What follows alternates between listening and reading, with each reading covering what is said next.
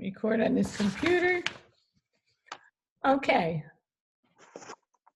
Welcome, everybody. It's a pleasure to have you all here on this beautiful Saturday. You know, you're not outside raking leaves or doing something beautiful outside. It's a pleasure to introduce Phyllis Curott. Phyllis is one of America's first public witches.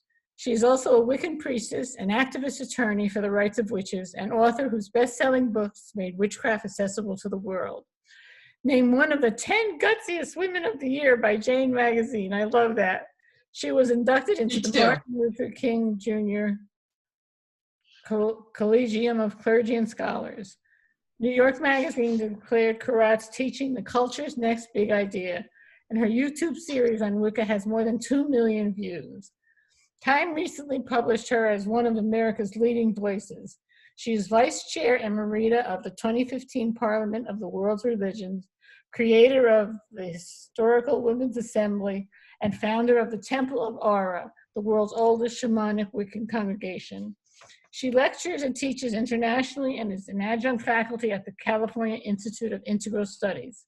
Her newest projects include Wicca Made Easy 2018 Hay House, and her first online class, Awaken the Witch Within, also from Hay House, and the just-released Revolutionary Witches' Wisdom Tarot with artist Danielle Barlow, Hay House, also 2020. Phyllis offers private consultations and readings and can be reached through her website, www.phylliscurott.com. It is my pleasure to welcome you to this group, and I'm going to turn it over to Phyllis. Also, everybody put their mute buttons on when Phyllis is speaking so we don't get any back noise. And Phyllis will open it up for questions and answers when she's through. So welcome, Phyllis. It's an enormous pleasure to be here. It really is. And I'm so, a gorgeous afternoon, truly spectacularly beautiful, and one in which a lot of people are celebrating. So thank you. I'm really honored that you chose to spend an hour with me today. And I'm especially happy to see some wonderful folks that I already know, and looking forward to getting to know you all a little better. And I guess I start by sharing a little more of myself, my own story. I actually pulled out some of my books thinking, it's a literary group, they probably just want me to read. So maybe I'll get a chance to do a little of that. But looking at Diana Lee's wonderful flyer, she wanted me to talk a little bit about Wicca and witchcraft and the history of it and how I got involved. So that is in part the subject of the very first book that I wrote 20 years ago, when as a fool, I rushed in where a wiser would never have gone, but I didn't know what I didn't know. And so when I was given the opportunity to write a book, I did so. And learned yet again one of the great lessons of life and of magic and of all of us, because I happen to think there's a witch in all of us, that you say yes, just keep saying yes, just keep saying yes. And the adventures that unfold are pure magic, far beyond anything that you could intend. And certainly I didn't intend to become a witch. That was the last, I mean, it wasn't even the last thing on totally inconceivable. Dorothy from The Wizard of Oz. Yes, absolutely. That was my favorite book as a child. We would get to the end of it and I would make my mother start all over again. I don't know how she didn't go mad. But of course the book had a circular construction, which I now appreciate, but at the time, what did I know? We'd get to the end and she would close the book and I would insist, no, start again. And I think in the end, and years later, I realized that Dorothy really is the true witch in the book, because she discovers that there's no place like home, right? Anyway, I certainly didn't intend to become a witch, let alone become one of America's first public witches, which happened, my God, 40 years ago. But I was led, which is the story that I do tell at the beginning of Book of Shadows, and at the opening of, I revisited it at the opening of the second memoir I did, The Love Spell. And looking back, I still marvel at writing the first book that I wrote, Book of Shadows, which is a memoir, and explores how a young New York lawyer with a profoundly intellectual training and really no religious background. My parents were both humanists. They were political activists. My father was one of the founders of the National Maritime Union. My mother was an early civil rights worker in the 1930s in New York, gave up her master's at Columbia to become a community organizer in New York. I was raised to believe in the goodness of the human heart, and that we were responsible for the world that we created, that it was up to us. There was no great power, rewarding us if we were good or punishing us if we were bad. That was a conversation I had when I was 6 years old, and half my friends were going to Catholic school and the other half were going to Hebrew school. I was like, my friend, what are we? And the response was, well, you're half Viking and half Cockney. That was my father, which makes you all warrior. And so the die was cast. And so my mother said, we believe in the goodness of the human heart. And the question of whether God exists is something that people have been fighting over. I'm sorry, Phyllis, I don't want to interrupt, but could somebody please mute your speakers, because we're getting a lot of feedback. So if you bring your cursor down to the bottom of your screen, a bar will pop up, and you'll see in the lower left-hand corner a little microphone, and you just click on that, and it mutes the microphone. Good? We're supposed to mute ourselves? I don't know. I'm not saying anything. Oh, hello, darling. It's you, my dear. Hi, Hildy. So, I just don't know how to mute the speaker. My husband is going to come in. I have not touched anything. Oh, okay. So he's going to. What is this? Who do you want to mute? Okay. I haven't said anything. Okay. No, it's okay.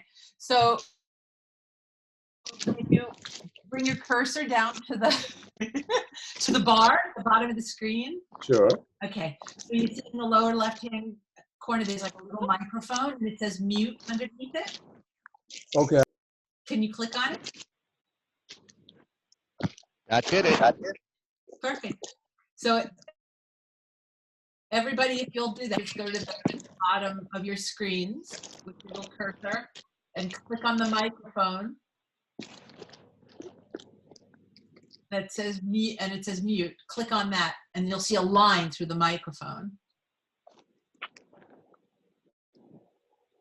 How are we doing? Otherwise, I'll just keep going, and we won't worry about it. I'm sorry to interrupt. Please keep going. Okay. No, thank you, Chris. It's part of having a night. So I had no intentions of doing anything except being a social justice lawyer. I started off fighting organized crime trade unions. I was in New York City, going to law school, volunteering. And then I had a series of very profound experiences with, I personally think, they were quite unique to me, but I think that all of us, frankly, I think that all of us are called. The question is whether we're listening and paying attention to the summoning. It comes to each of us in a different way, with a particular, I think, quality and texture of fascination, depending on who we are, and what our own remarkable path is intended to be.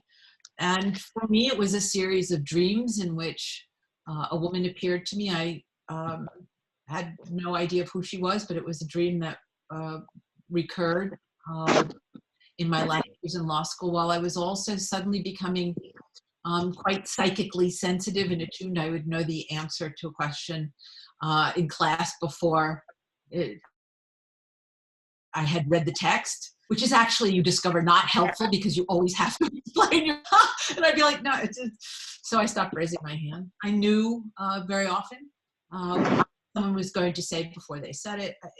Now I understand it to have been a shamanic, what they call a shamanic break. And it had, I think, a lot to do with my overdeveloped intellectual brain, and the intuitive side was awakening to maintain a kind of balance. But it turned out that the dream was actually rather prophetic. I was led by a series of what I call breadcrumbs after about 2 years, and through the efforts of a friend who called herself a white witch, which was a term that was in use at that time. And she led me to a dusty old bookstore, which all of you literary types will appreciate, in New York, on the west side of New York, down in the Queens on 19th Street. Bare light bulbs hanging from the ceiling, and all kinds of strange books on the shelves. And I had my first tarot reading, which I had no idea. And the woman who did it was quite ordinary looking, very sweet, a few years older than I, Southern Italian American. And she read my cards, and when it was all done, she suggested that I would find what I was looking for, which was basically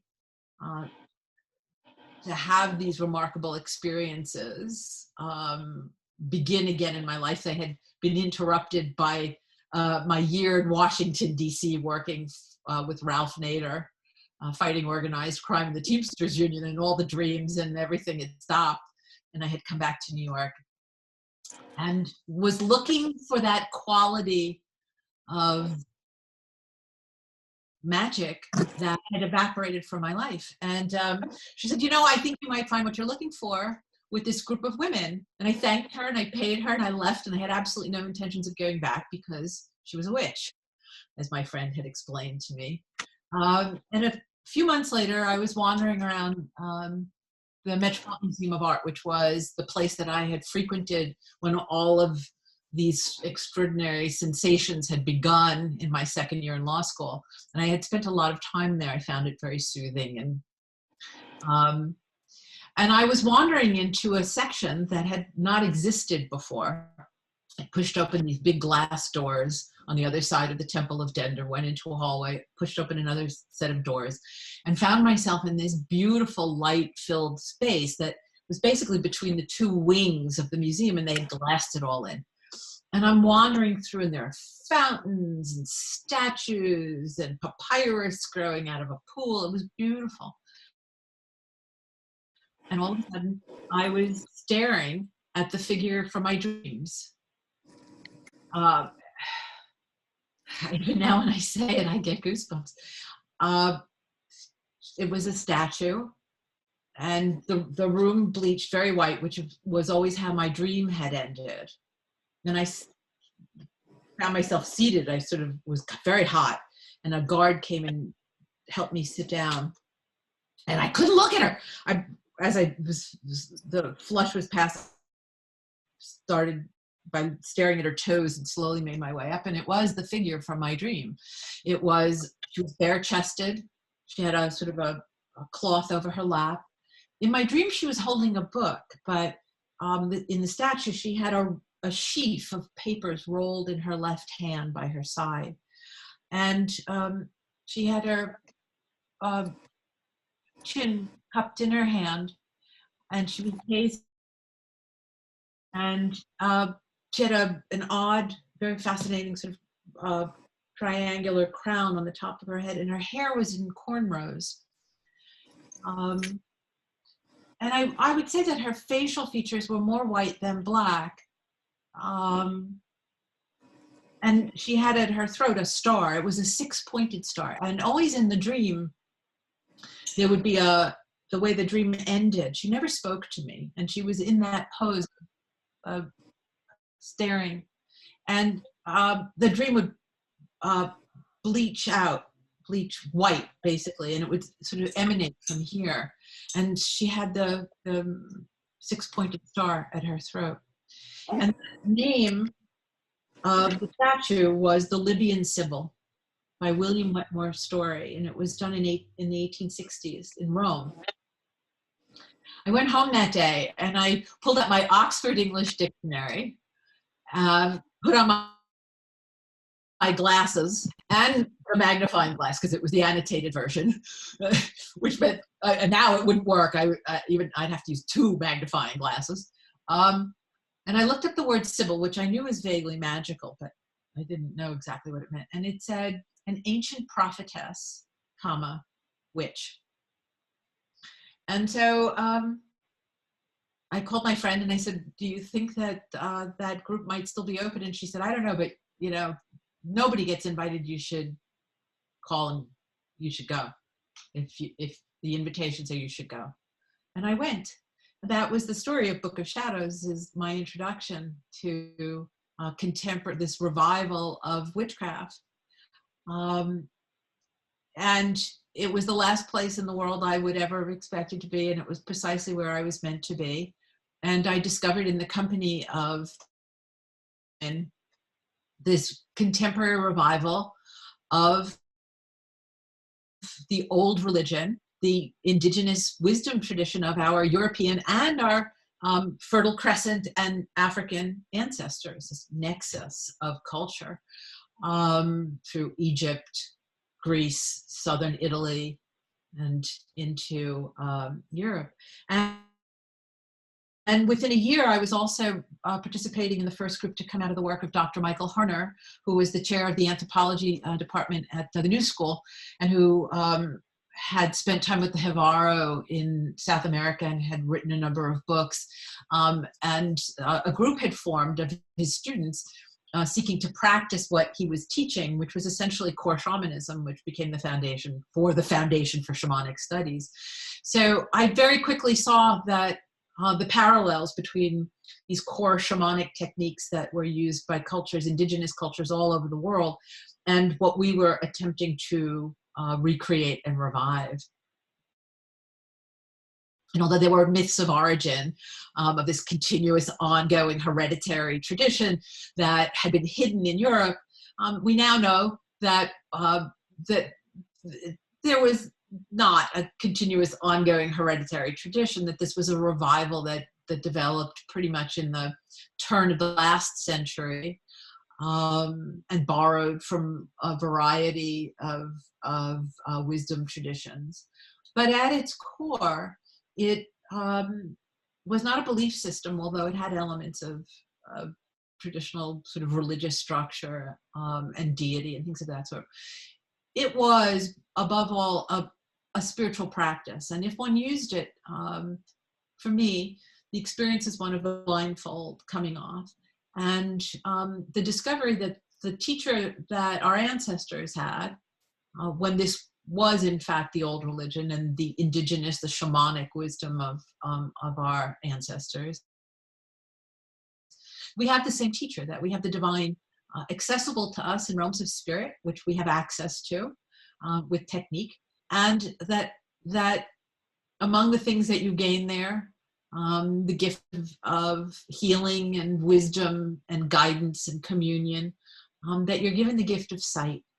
And that great gift serves us in the world in which we live. It enables us to see that the sacred is embodied by creation.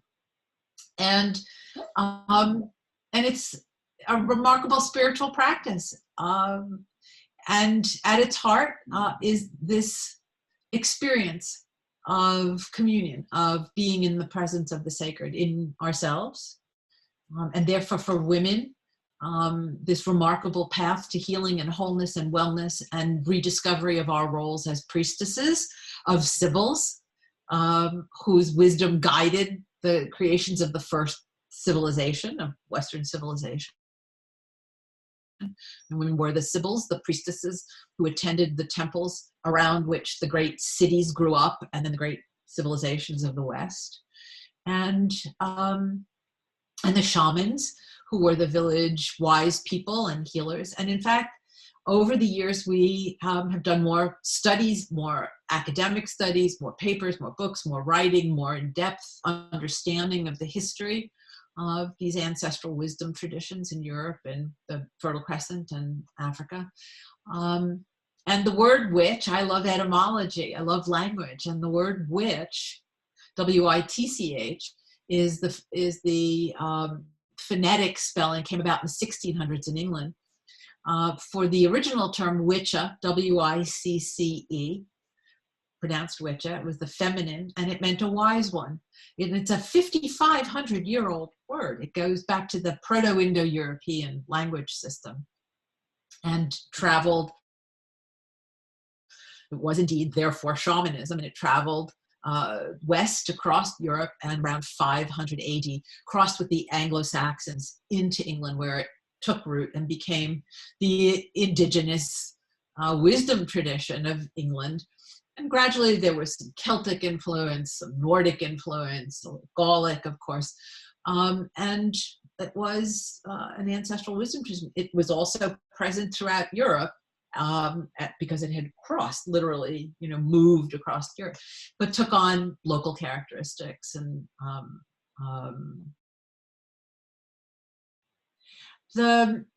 it's now the fastest growing spirituality in the United States, which is astonishing. I said that in the 1990s to the New York Times, so they actually published it.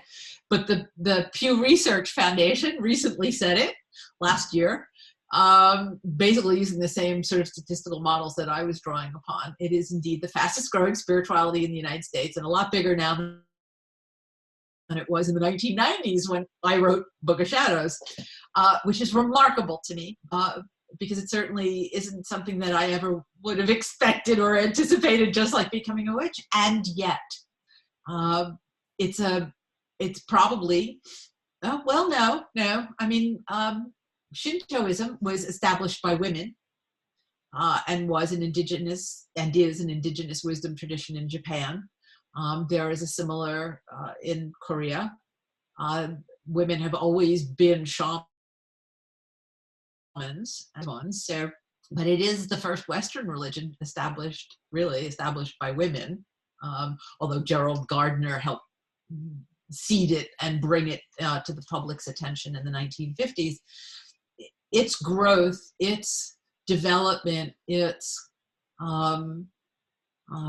impact, it has been largely due to women, not exclusively, and by any means. There are men participating, and that is a wonderful thing. But it really has been nurtured, shaped, and I think brought into much greater public visibility by women.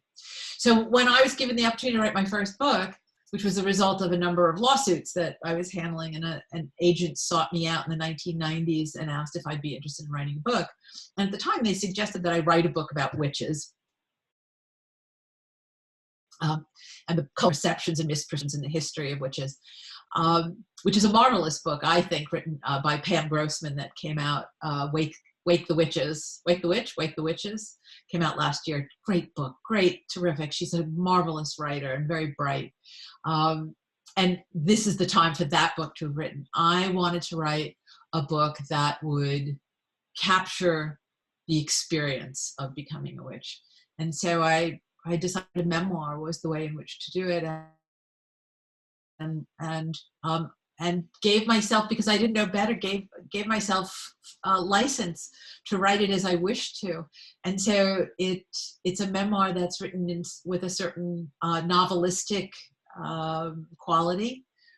The language changes, the style changes. Talk about setting impossible standards for myself, but the language changes between the world of work and my everyday life, and then my discovery of a world of magic.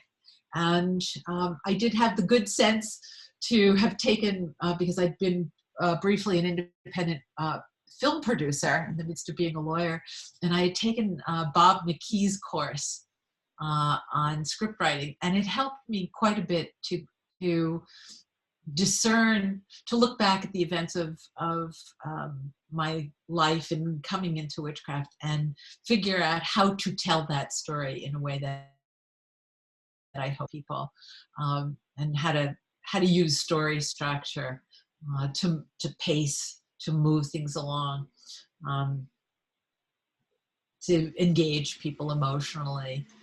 And it did very well. It was not quite a bestseller, but almost, and it was a bestseller in Italy and in Australia and in the Netherlands. It did very well.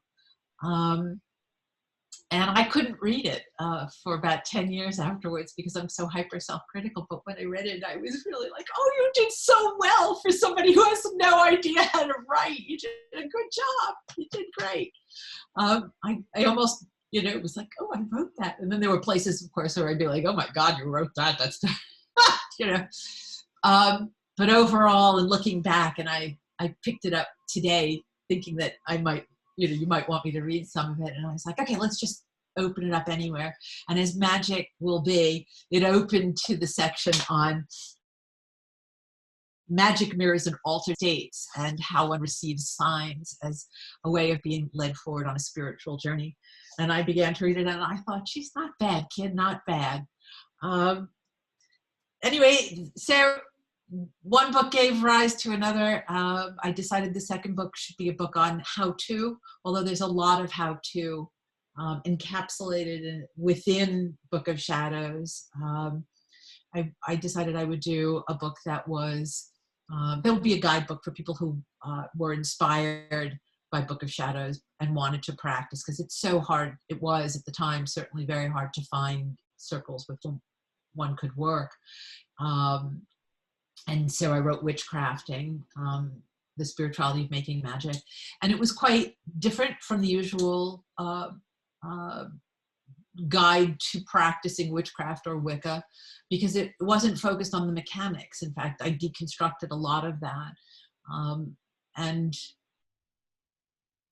posited a very different view of magic, that it's not mechanical, that it's not even quantum mechanical, although quantum mechanics might explain how magic very often works. Although very often not in the ways that we expect.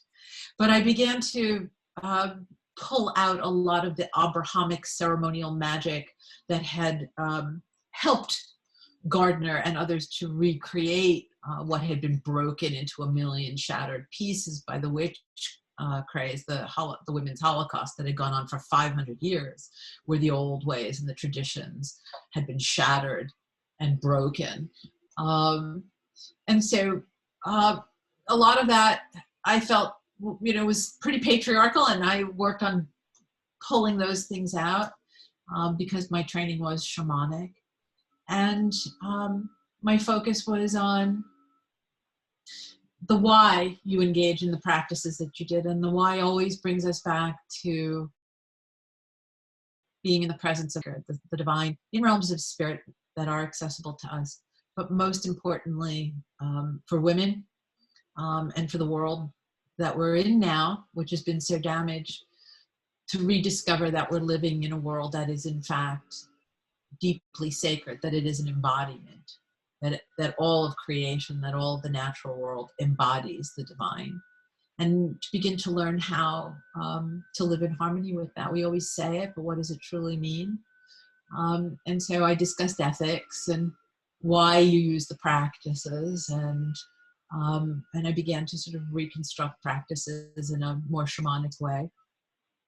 And then I wrote another memoir called The Love Spell. Never write a love scene in which you are one of the characters. Don't do it. Don't ever do it. That was the most difficult writing I've ever done. And actually had to sort of fool myself into doing it by using different names, and then, oh, it's me. That was quite a challenge. And would I do it again? Maybe not. Although some marvelous people, one of whom's on this call, told me, oh, no, those love scenes were fantastic and really helpful. Okay. Yeah, that was a huge challenge. And really, probably the most difficult writing that you could do is to write. And one reason that a lot of writers don't write sex scenes or love scenes, they don't write love scenes, they write sex scenes, but they don't write love scenes. And in part because it's so subjective. But I'm glad I did it. Would I do it again? I don't know, but I'm glad I did it. But again, it was that idea of ownership, and making experience palpable for a reader, so that they are with you, that they're inhabiting you, that the reader essentially comes into you and experiences what you're experiencing. Real challenge with writing love scenes. But I was writing about the magic of love and projection and glamours and illusions. I always write on multiple levels when I'm writing memoirs. There are several things going on simultaneously, in fact, and I tend to write in a circular structure, so that when you're done, you go back and begin again and discover things that you didn't realize was going on in the first reading, because it's written on several levels and it requires you to have made the journey. It's like a spiral. So it's kind of, when you cast a magic circle, you begin in the east and you always end there, then you begin again. And then I went through a long period where I didn't write, about almost 12 years. I kind of lost my courage, I lost my nerve, I lost my confidence. And went through a very long dry spell. And it's a long story that will be the subject, actually. It's a good story, a very magical story that will be the subject of the next memoir, finally, about my encounter with the Green Man, which was far more profound, even if that's possible, than my encounters with the Sibyl. And after many years of struggling with myself and my self-doubt and my uncertainty, and my feelings of inadequacy in being able to articulate what I had been shown, I decided that I had ground my bones and my negative ego to dust, and was helped back to life by the spirit of Mother Earth, who spoke to me again and drew me out of the well, the bottom of the well where I'd been, and partly challenged me. She was like, you're no use to me like this. So, if you're not up to the task I've given you, I will move on. And I had enough ego to say, no, I want to go back to work. A few days later, I called my agent and I said, okay, I'm ready. I'm ready to write about these experiences that I've been having and the insights and the epiphanies and what I've learned about how Mother Earth embodies the divine and how the laws of nature are in fact spiritual principles by which we were meant to live, that in fact all of creation lives according to these wise principles and laws, except us, because we've considered ourselves separate from above, and therefore have brought everything to the brink of disaster. I want to write about the journey of discovering that, the magic of that, and I want to write about those principles. And she was like, yeah. I said, and are you still my agent? Because it had been a long time. And she said, yes, I'm your agent, but you understand your publisher is dead, right? I didn't realize that. That's how separated I was. She said, yes, Bill Sheeker had died while you were gone. And I felt dreadful. And I said, well, no, I kind of had another publisher in mind. And she said, oh, who is that? Because you really need to think about who you want your publisher to be. And I said, well, I have, and I think I'd like to be with Hay House. And she said, that's a new age publisher. I don't know that they're going to be interested in, witchcraft. So I think they're ready. She said, all right, write your proposal and I will get in touch with them when you're, she wasn't calling anybody till she had a proposal in hand after my long dry spell. And I said, okay, I actually have 3 books. It's a trilogy. I'm ready. She's like, all right, write a proposal for one of them and we'll go from there. So, okay. So I opened my computer to get to work the next day. And I opened my email first thing. And I clicked. And there was an email from Hay House UK. I thought to myself, she couldn't have gotten in touch with them that quickly, you know, and she said she wasn't going until I know she wouldn't, until she had a proposal. And here was an email from Hay House UK asking if I would write a book for them. Small book, part of a series of books on various spiritual practices and faith traditions by experts in those fields, and asking if I would write this book for them. So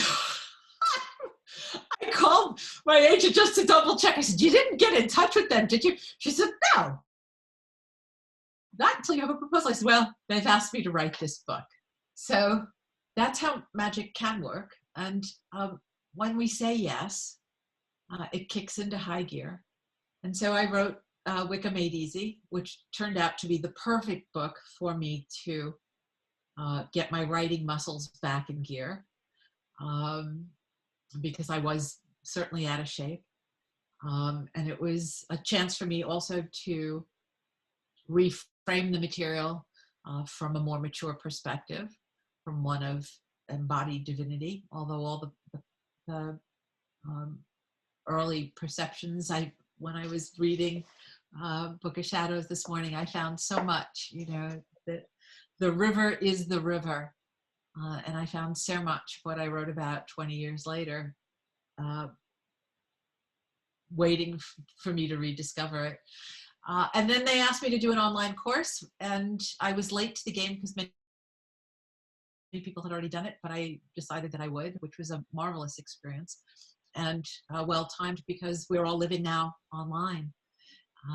I had been hesitant to write books because I believed that you had to be in person in a room working with people in order to experience the energies and their responses to the magic of what was being created in the sacred space that you manifested with them. And so I was slow to writing a book because I didn't think that you could properly teach unless you were present with people. Then I was slow to being online because I didn't think you could teach online. But we adapt and we learn. And then they asked me to do a tarot deck, which was just came out in October and was an incredibly marvelous project for me. The artist was found through synchronicities, which is one of my favorite forms of magic, that that the universe is alive and engaged and working with you, and dancing with you and leading you on. And her name is Danielle Barlow. She's a hedge witch in Devon, England. And lo and behold, 40 years after I was the first witch to integrate core shamanism and shamanic journeying, you see my drum, she journeys. And before we had spoken to one another, I learned in our first conversation that we both journeyed and asked what we needed to know. We both asked the same question: what do we need to know to create a new witch's tarot? And we were both told the same thing: forget the symbols, the swords and the pentacles and the cups and the wands, all of which come from the ceremonial magical traditions and were assimilated into contemporary witchcraft, and which are marvelous, and which actually come from the great Greek philosophers. But we were told work directly with the elements, not their symbols, with air and fire and water and earth. And so that was the means by which we discovered a new tarot. We journeyed. It was epic. It was an epic quest, went on for a little over a year. We journeyed for every card. For those of you who don't know, journeying is one of the most ancient of all of our ancestral techniques. It is remarkable. It's the use of steady percussive rhythm, preferably drumming, but other traditions use rattles or click sticks. But the principle is essentially the same. About 200 beats a minute produces a theta. The brain responds by going into an altered state of consciousness. It's a longer, slower, deeper wave than alpha. And alpha is what you get when you chant in Buddhist meditation technique, for example, or prayer, or staring at a candle, or most forms of breath meditation, which were so popular and still are for so many years. This is a longer, slower, deeper wave, not to the extent of delta, which is what you're in when you're sleeping, but it's a visionary state.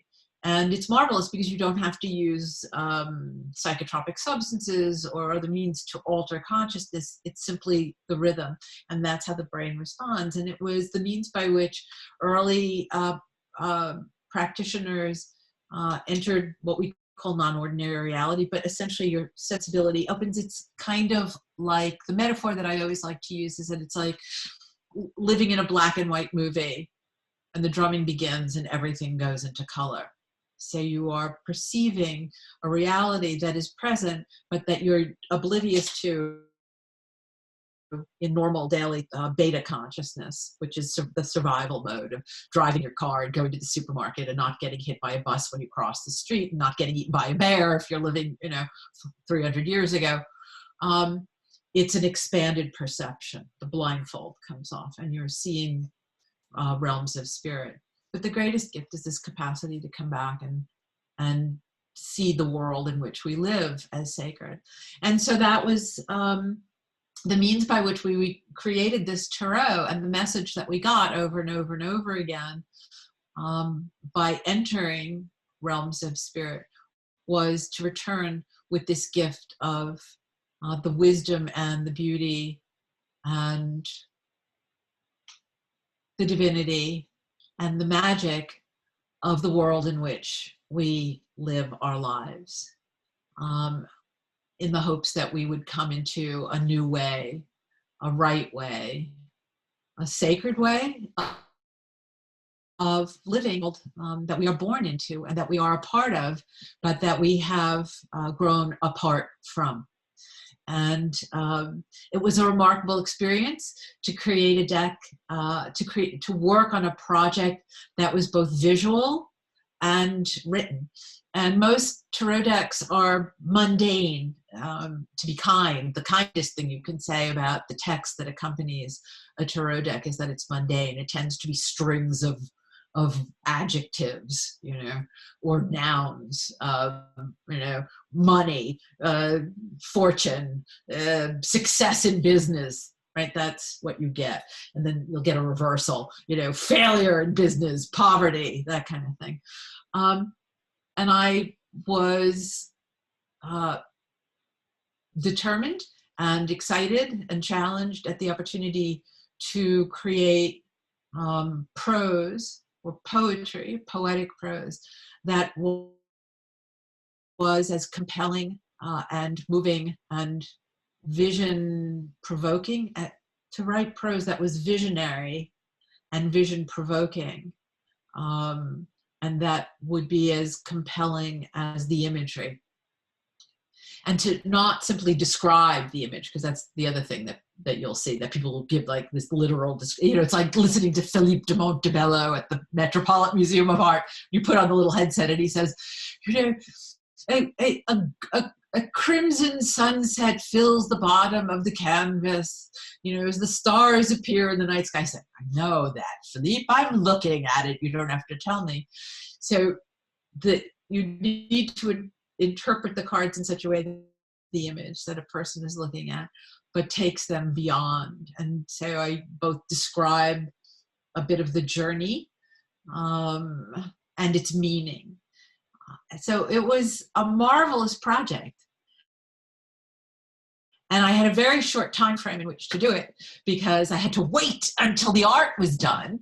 We would journey. Our process was remarkable. We journeyed within the same time frame, not at the same time, but okay, we're going to journey for a certain number of cards in this time frame. We would write down our journeys, email them to each other, read them, and then using Zoom, we would have a consultation a couple of times a week or once a week. We would discern the meaning. Sometimes we had the same journey. Sometimes one would begin and then the other would journey into to. If I finished first, she would journey into mine, or if she finished first, I would journey into hers, whatever image or event she was experiencing. Very often we were just independent and we had to put them together, and they would overlap. We would have seen the same things or similar things, or hers would begin first, then we would experience the same thing and mine would continue, or she would lead up to and I would be at the climax of the journey. It was absolutely remarkable. And we would discuss and try to discern the meaning of what was happening. Sometimes mine was more significant than hers, sometimes the other way around. Very often it wasn't until we discussed that the full intention, the full implication was clear.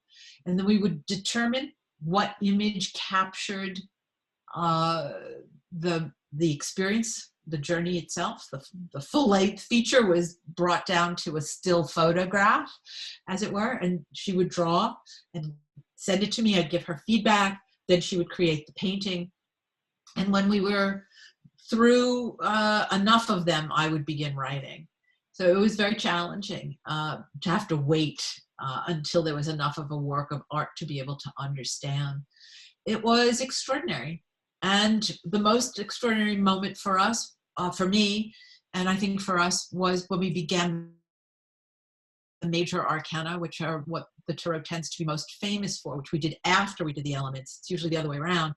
And another reversal, the first card I came into was the World. And in the traditional decks, and all modern decks are based upon this Rider-Waite tarot, which came out of the ceremonial magical tradition at the turn of the last century. Begins with the magician controlling all of creation with the 4 elements. And he's, very patriarchal. He controls, he makes magic to control the world, to control nature, which is the old idea of magic, which is not what magic is. Magic is communion, not control. And it ends with the world, but the world is a figure floating in space, surrounded by symbols of archangels. She's floating in space. The world is nowhere to be seen. She has left the world behind. And in my journey, my first journey, I came into the world and it was on fire, and there were people leaving this city that was on fire and heading into a natural environment. And we continued on into each of the cards and discovered that we were going in the other direction. We were making an initiatory descent into the world, into creation, into the heart of our humanity, which is the journey of life, instead of away from the world, starting with this false idea that we can control it, that we are meant to be in control of everything. And instead it comes into communion and a participation, an invitation to join the council of all beings, and a discovery of our proper place in the world. We didn't know if it would work as a diagnostic tool or as a means of seeing clearly into oneself or into the world that we are part of, or into the future, which has always been part of the role of divination, a way of seeing the future, of seeing within and seeing the future. We built it, but we didn't know. We trusted what we were shown. We trusted each other. We trusted that we would do the best we could in interpreting it. We didn't know if it would work for people, but when I got my advanced copy, I began to use it in my consultations, and we found that it was phenomenally accurate. And the feedback that we're getting from all kinds of people who have now gotten their decks and are working with it is that it's remarkable. And the process of creation was glorious, to create something that was both visual and literary, and to write a deck, to use the medium for the creation of a work of literature, which had never really been done before, was fabulous. People always begin with the art, of course, with a visual medium like a tarot deck, but they're finding that to understand it fully, they have to read the text, and they're responding with very positively, which is very gratifying, having not written for a long time. So we're coming to almost the end of the time. So if you'll indulge me, I want to just show you I guess I will only have time. If you'd like, I will read you one card, and you can see it behind me. I think, yes, can you see it clearly? There she is on the wall. It's the Pilgrim. And in the traditional rider deck, it's a young person singing or playing an instrument, looking, up, and there's a dog barking, like, eh! And there's a cliff, and they're about to step off the cliff, and they're called the Fool. Our Pilgrim appeared in that very first card in the world, hat pulled on, knapsack on her back, sensible British hiking boots, heading off. And she appears throughout the major arcana, shape-shifting. She became a young black man, an older black man, an older woman. She became a wolf at one point. She shape-shifts through the whole thing, and then resolves in the final journey. She appeared at the end. And she'd been with us through the entire process, but she appeared at the end. So, shall I read? Daniele, would you like me to? Yes, that's it. Okay. All right. So the text is divided into 4 sections. The first is called Wisdom, and it's the evocation of the journey, and it was my favorite part to write. Then there was Essence, which was the traditional string of words for people who need, quick to, because it's practical, you need to have that. The third section was called the Counsel, and that's a very sort of practical advice. And the fourth I didn't intend to do, but ended up doing it, which is a little magic, which ranges from stand in the rain to this is an old Devonshire spell for calling pixies. So I'll read you the Wisdom section for the Pilgrim. It's light of heart with dancing feet and clear eyes. The Pilgrim sets forth, knowing that every path is open before her. Beside her travels Fox with keen senses and keener instincts, her companion and guide to the magic at play within the seeming randomness of daily events and encounters. Patterns will emerge to reveal the Pilgrim's purpose and the meaning of her life. But it's trust rather than foresight that guides her. Trust that she will be taken care of as she travels. Like a child remembering the words to the beginning of a fairy tale, she wonders where it will all lead. But everything that surrounds her is alive, connected, bountiful, and benevolent. All she has to do is recognize that. Free from the weight or the constraints of the past, free from fear or expectations of the future. The Pilgrim is fully present in the moment, in the world, in herself. The feather in her cap reflects the enlightenment she has earned and that she seeks as her journey continues. A pentacle of apple seeds hangs above her heart, symbolizing the elements and spirit that she, like Mother Earth, embodies. Within each seed resides magic, including the great power of rebirth, the power that resides within the Pilgrim too, the power to rise again after every ending, loss, or sorrow. The Pilgrim's journey of unmaking empowers her to make herself again and teaches her that though the forms of life change, the spirit of life is eternal. The heavens above are filled with starry paths that mirror those below. The Pilgrim walks, supported, sustained, and nourished by the love from which she was created. Mother Earth fills her path with blossoming flowers, with beauty and with blessings. She walks, embraced, inspired, and guided. Magic flows from creation into her, and from her into creation. The Pilgrim walks. Life is simple. The counsel is awaken to the magic within and around you. Weave your physical and spiritual life together, supported by the deep wisdom and love of Mother Earth. Make your life a prayer. So the Magic is, the magic of life is there for all of us. It's not something that we manipulate. It's not in funny formulas or strange potions. It's present for us in the breath of life that we take every day, that we're exchanging with the green plants without whom we wouldn't live, and with whom we are in a profound and reciprocal relationship. We are part of the magic of creation. And the blessing that we have is the opportunity, I think, now to discover it. The time is short. We've done such damage.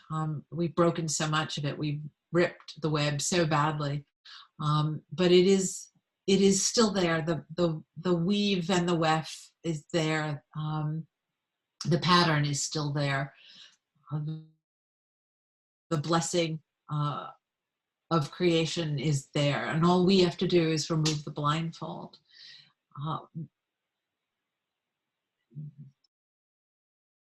For me, Wicca, practiced as a shamanic tradition, has offered the means by which I've learned to take off the blindfold. But it's as simple as breathing, and the divine is a breath away when we breathe and bring our attention to the reciprocal relationship that we're engaged with. In every single breath that's brought into our bodies is the breath of life that comes from the plants, and that we, when we exhale, return to them. There are countless ways in which our lives are interconnected, intertwined, interdependent with all of creation, with the air, the breath of life, the water that we drink, the food that we eat. We are nourished, loved, and sustained by this planet in ways that are self-evident if we will pay attention. And for me, that's what a witch is. A witch is somebody who is paying attention. I think there's a witch in everyone, and especially in women, and in being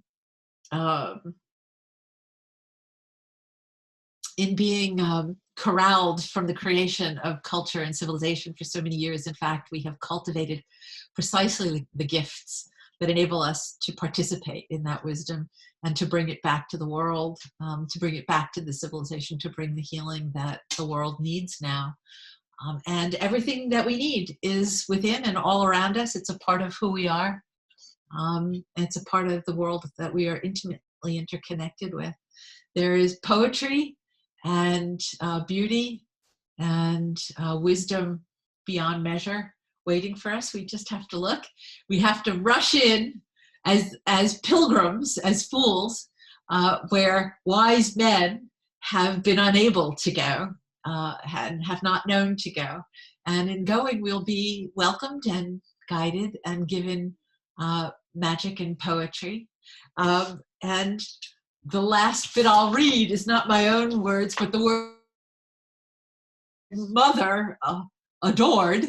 So in honor of my great mother, I began chapter 7 of Book of Shadows, which I randomly opened today, deciding what I should read to you all. And the chapter is called Magic Mirrors and Altered States. And I opened all those chapters with a quote.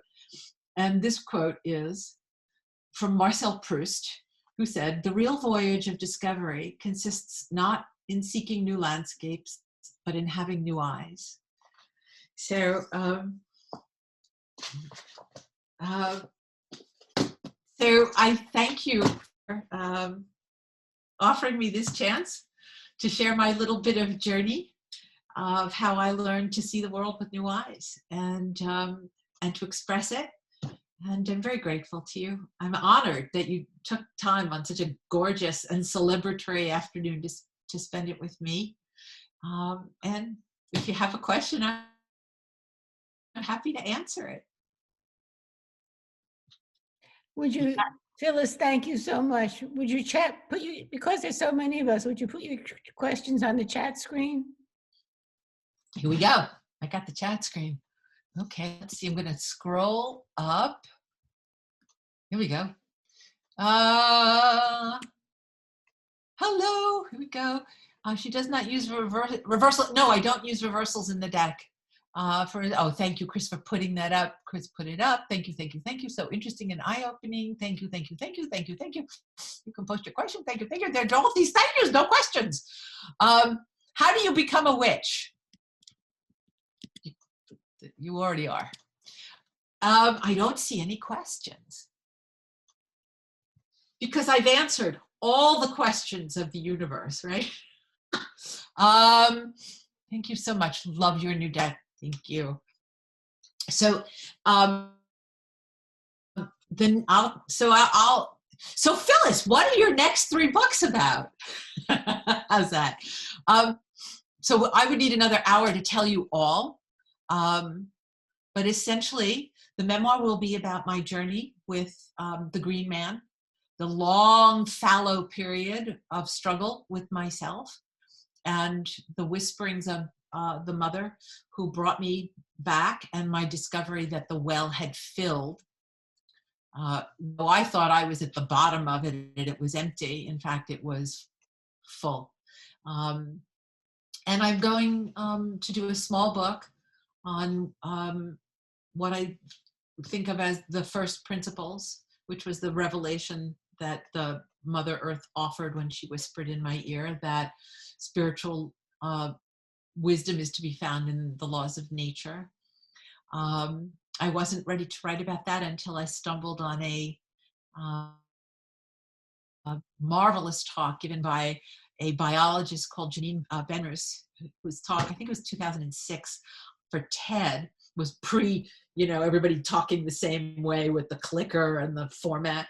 And she was an expert in the field of biomimicry.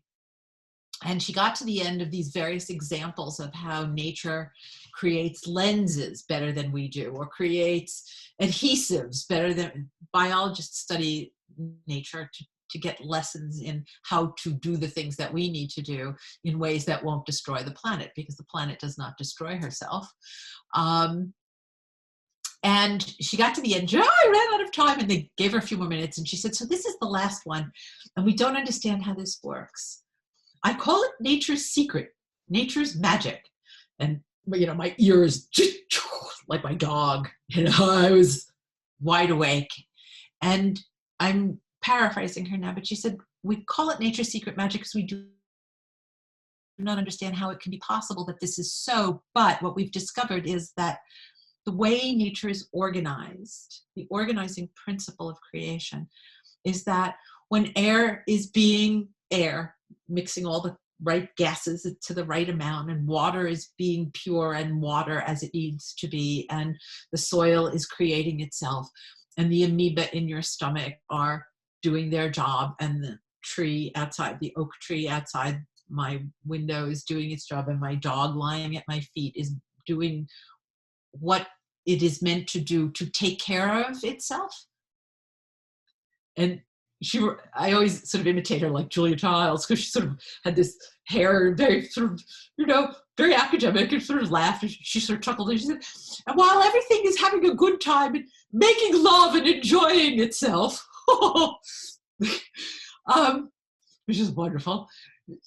So while they're recreating and procreating and defecating and dying and eating, but taking care of themselves, tree being tree, dog being dog, taking care of itself, it turns out that everything is simultaneously making the world more conducive, is the phrase that she used. More conducive, I would say better, more conducive for all life.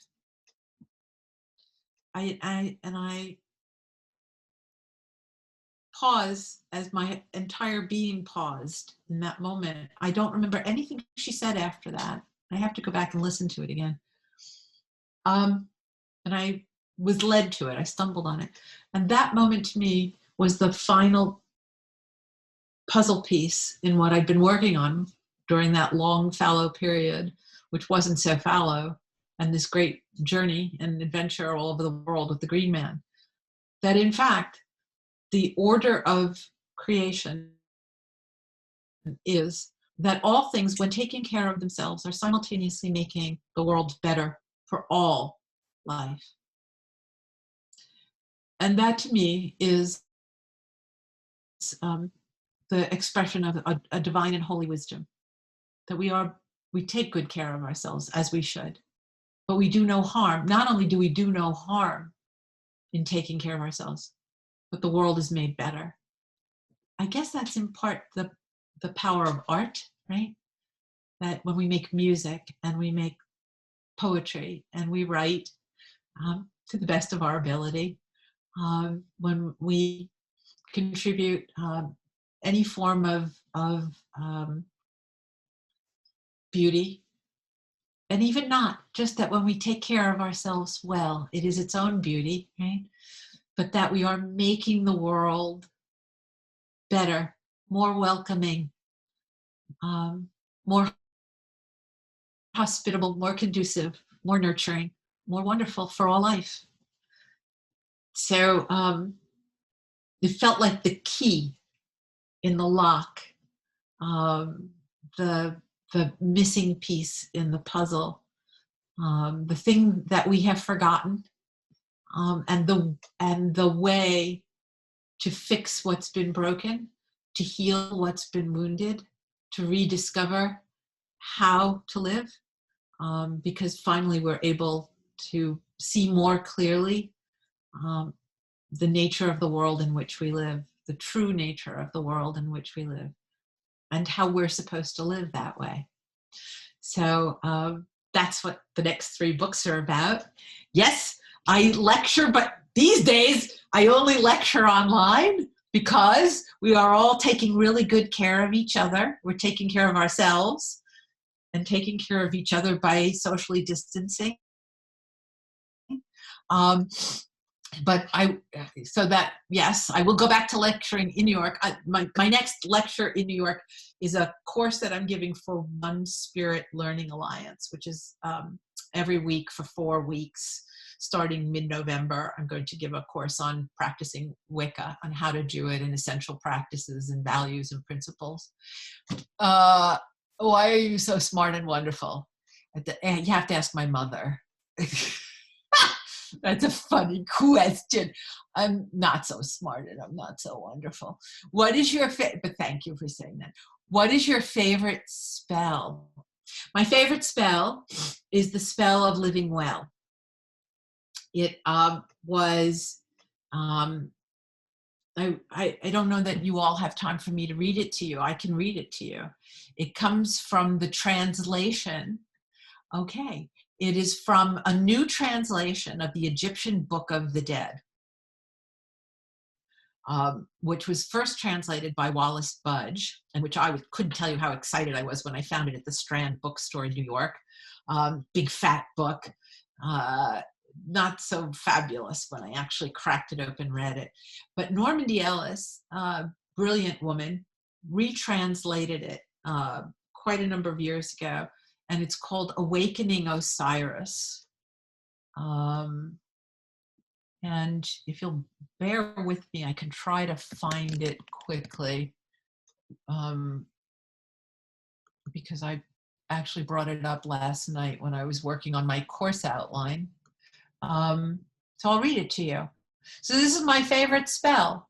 It's called the Knot of Isis. Comes from Normandy Ellis's new translation of the Egyptian Book of the Dead, called Awakening Osiris. One of the most, because you are a literary group, it is one of the most exquisitely numinous, beautifully written, spiritual, sacred texts. She did a magnificent job in the translation. Mostly these are very short prayers. They're short prayers. And I find them spellbinding. And here is the Knot of Isis, my favorite spell. At the ends of the universe is a blood-red cord that binds life to death, will to destiny, and each of us to the other. Let the knot of that red sash, which cradles the hips of the goddess, bind in us the ends of life and dream. We are each of us with our own share of hopes and misgivings. Let our thoughts lay together in peace. At our deaths, Let the bubbles of blood on our lips taste as sweet as berries. Give us not consolation, give us magic. Give us the spell of living well. We rise and walk. The sky arcs ever around, and the world spreads itself beneath our feet. We are bound mind to mind and heart to heart.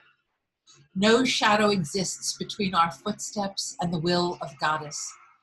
We walk in harmony, heaven in one hand, earth in the other.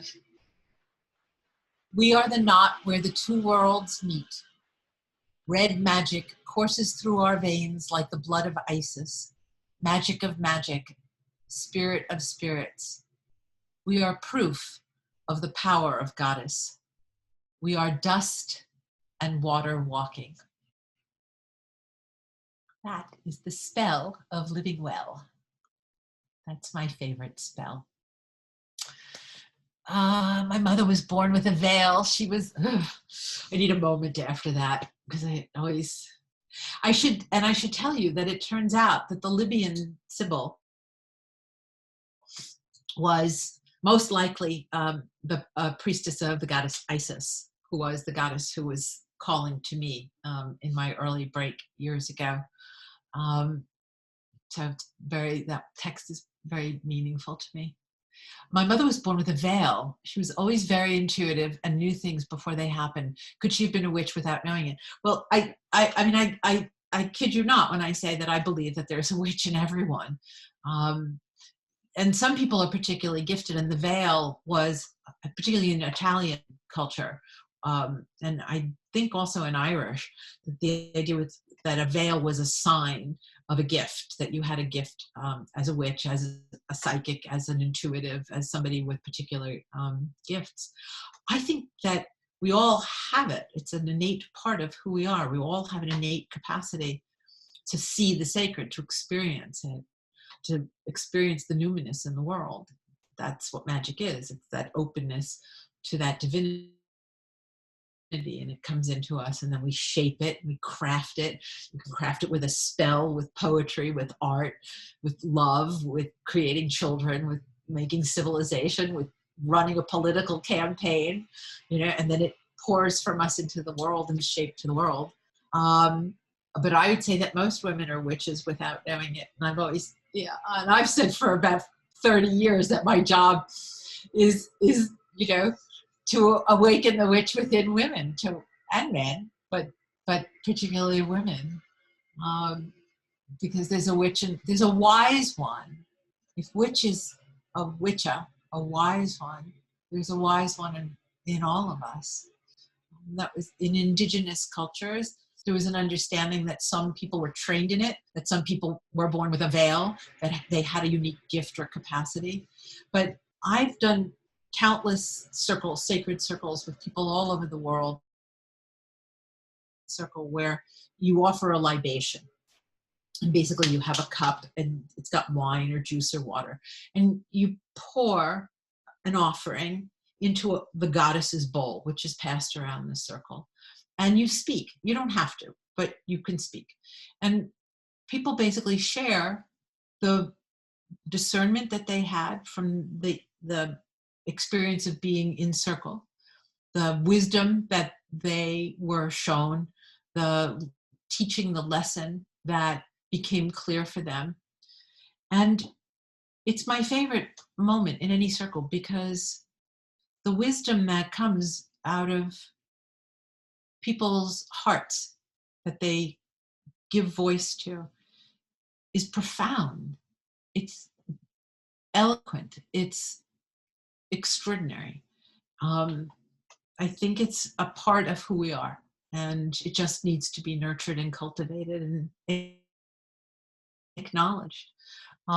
What is a Ouija board? I don't know that much about Ouija boards, actually, and it's something that I rarely used, and it was something that was not part of our circle.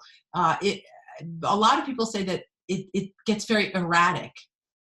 So the few times I've used them, it seemed like the energies around it were kind of intense. But you can use anything. The universe will use anything.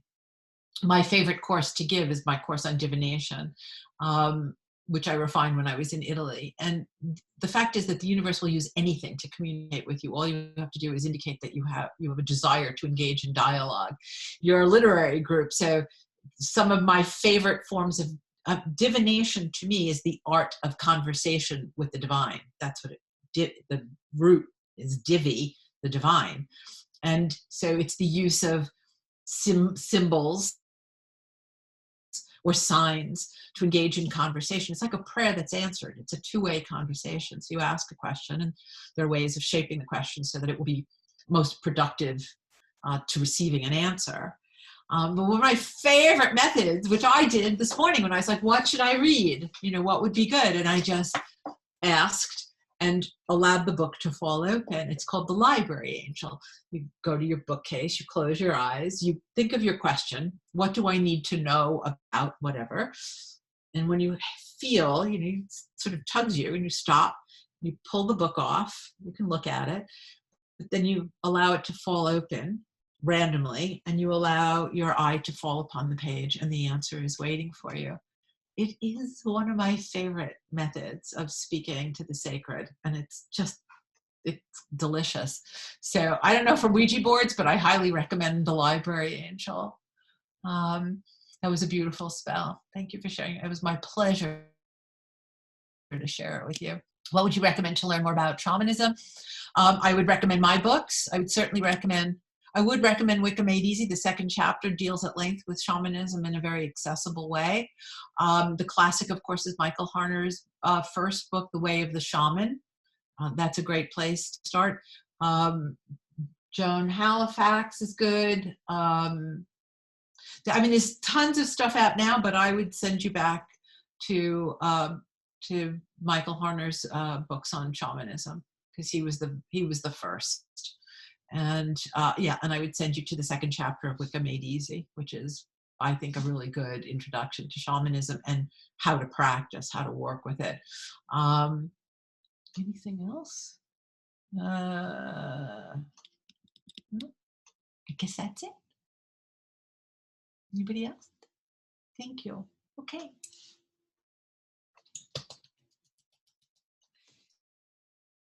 So please, please, I should do an ad. Please go to my website, phylliscurott.com, and please join my newsletter. And then you can send me any questions that you might have, and we can stay in touch. And I thank you from the bottom of my heart for hosting me. As I said, it's a magnificent afternoon. I'm really touched that you would be inside on a day like this. And it's for many of us, I won't presume that it's for all of us, but certainly I will acknowledge for me, it is a very joyous afternoon. And I'm very honored that you would take time out to spend it with me. And I hope I made some magic for you, some literary and other magic. And I'm very grateful to have had the chance to do it with you. Thank you, Phyllis. I think we should all unmute and clap. Thank you so much, Phyllis. It was absolutely marvelous. You can get a clap, everybody unmute. Thank you. Thank you so much. Thank you from the bottom of our hearts. It was wonderful, Phyllis. Thank you so much. I wish you all the swell. Bye. Mwah. Thank you, and thank you, Diana Lee. Thank you all for showing up on this gorgeous day. Just like Phyllis said, it was just so beautiful out there. It still is. So it still is. Go outside. Go grab some sunshine before it gets dark. It's 4 o'clock. Yep. Yeah. Thank you, Phyllis. Thank you, guys. Can they access your books on your website? Yes, you can. The deck, the books, it'll lots of links that'll get you where you need to go. I have to tell you, my deck was delivered while we were on this call. There are no coincidences. Yeah. Amazing. So, amazing. There you go. One of the artists that I was thinking of as I was speaking about the magic of art. Cool. So enjoy the rest. Enjoy the rest, everybody. Bye. Bye, everybody. And much gratitude.